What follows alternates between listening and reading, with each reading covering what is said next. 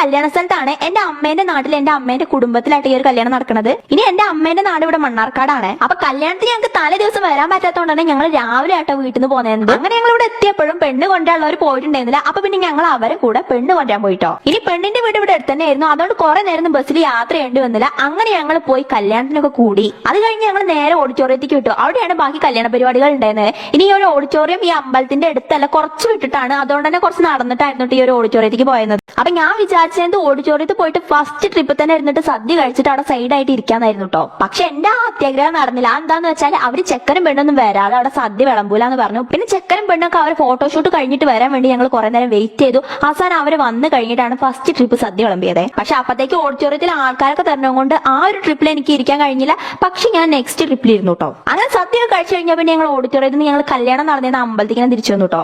എന്താന്ന് വെച്ചാൽ ഞാൻ ആ അമ്പലത്തിന്റെ അവിടെ ഒരു കൊന്നമരം കണ്ടായിരുന്നു. അപ്പൊ ആ കൊന്നപ്പൂ വെച്ചിട്ട് ഒരു ഫോട്ടോഷൂട്ടൊക്കെ എടുക്കാന്ന് ഒരു അത്യാഗ്രഹം കൊണ്ടാണ് ഞാൻ ആ അമ്പലത്തിന്റെ അവിടേക്ക് തിരിച്ചു വന്നത്. പക്ഷെ ഇവിടെ വന്നപ്പോഴാണ് മനസ്സിലായത് ഈ കൊന്നമരത്തിന്റെ മേലെ കാണാൻ കുറെ പൂണ്ടെങ്കിലും താഴെയുള്ളതിൽ ആകെ കുറച്ച് പൂവുള്ളൂ. അതുകൊണ്ട് തന്നെ എനിക്ക് അത് വെച്ചിട്ട് നേരാവണ്ണം ഒരു ഫോട്ടോഷൂട്ട് ഒന്നും എടുക്കാൻ പറ്റില്ല. പിന്നെ എനിക്ക് മരം കയറാനൊന്നും അറിയാത്തതുകൊണ്ട് അതിന് കയറി എനിക്ക് കൊന്നപ്പൂ പറിക്കാനും കഴിയൂല. അങ്ങനെ ആ അഡ്വഞ്ചറസ് ഒക്കെ കഴിഞ്ഞപ്പോഴത്തേക്ക് ബാക്കിയുള്ളവരും കല്യാണ സദ്യ കഴിച്ച് തിരിച്ചു വന്നിരുന്നു. അങ്ങനെ പിന്നെ ഞങ്ങൾ കല്യാണം കഴിഞ്ഞ് പെണ്ണിനെയും കൂടി തിരിച്ചുപോയി. അത് കഴിഞ്ഞ് പിന്നെ ഈ ഒരു കല്യാണത്തിന്റെ റിസപ്ഷൻ തന്നെ ഈവനിങ് ഉണ്ടായിരുന്നു. അപ്പൊ പിന്നെ അതിന് ഡ്രസ്സൊക്കെ മാറി റിസപ്ഷന് ഞങ്ങൾ പോയി. അവിടുന്ന് ഞാൻ എന്നെ കൊണ്ട് പറ്റാവുന്നൊക്കെ തട്ടിക്കയറ്റി പിന്നെ ഞങ്ങൾ വീട്ടിലേക്ക് തിരിച്ചു വന്നു.